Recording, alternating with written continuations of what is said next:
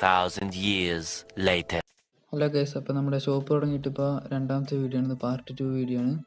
അപ്പോൾ എല്ലാവരും കാണുക. അപ്പോൾ നമുക്ക് എന്തായാലും കട എന്തായാലും ഓപ്പൺ ആക്കി വെക്കാം. സാധനങ്ങളൊക്കെ നമ്മളിവിടെ നിറച്ചിട്ടുണ്ട്, സാധനങ്ങൾ ഇപ്പോൾ നിറയെ ഉണ്ട്. അപ്പോൾ നമുക്ക് എന്തായാലും പ്രൈസൊക്കെ സെറ്റാക്കി വെച്ചതാണ്, ജസ്റ്റ് പ്രൈസ് നോക്കിയതാണ്. അപ്പം എന്തായാലും കസ്റ്റമേഴ്സൊക്കെ വന്നു തുടങ്ങിയിട്ടുണ്ട്.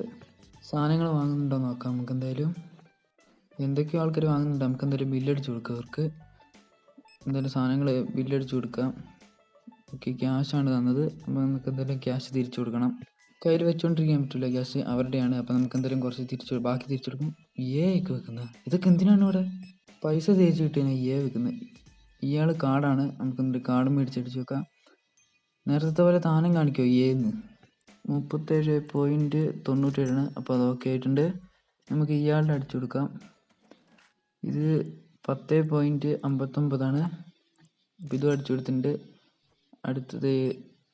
അടുത്തത് പണക്കാരനാണ്, പക്ഷെ ഒരു സാധനം എടുത്തിട്ടുള്ളൂ. കോട്ടൺ സൂട്ടൊക്കെ ഇട്ടാണ് വന്നേക്കുന്നത്, എന്നിട്ടൊരു സാധനം എടുത്തിട്ടുള്ളൂ. പണക്കാരനാണത്ര. നമുക്കെന്തായാലും ബില്ലടിച്ചു കൊടുക്കാം. ഇപ്രാവശ്യം പാവപ്പെട്ടവനാണെന്ന് തോന്നുന്നു.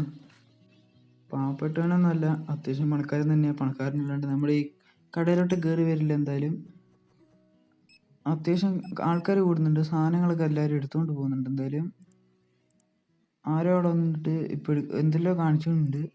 ആൾക്കാർ വരുന്ന എടുക്കുന്ന, പിന്നെ അവിടെ നിന്ന് നോക്കിയിട്ട് എന്തെങ്കിലുമൊക്കെ അലയൊക്കെ കൊളിക്കുന്നുണ്ട്.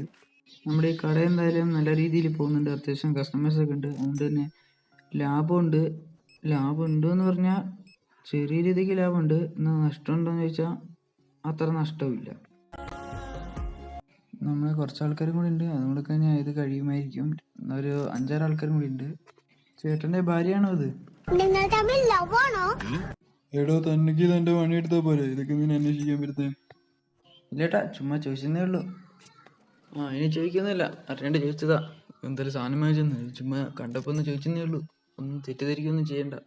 സാധനങ്ങൾ മേടിച്ചു എന്നാ വേഗം വിട്ടോ. എന്നാ എന്താ നിങ്ങൾ രണ്ടുപേരും രണ്ട് സ്ഥലത്തു നിന്നാണോ സ്ഥലം വാങ്ങിക്കുന്നത്? എന്താ രണ്ടുപേരും കൂടെ ഉടക്കാണോ?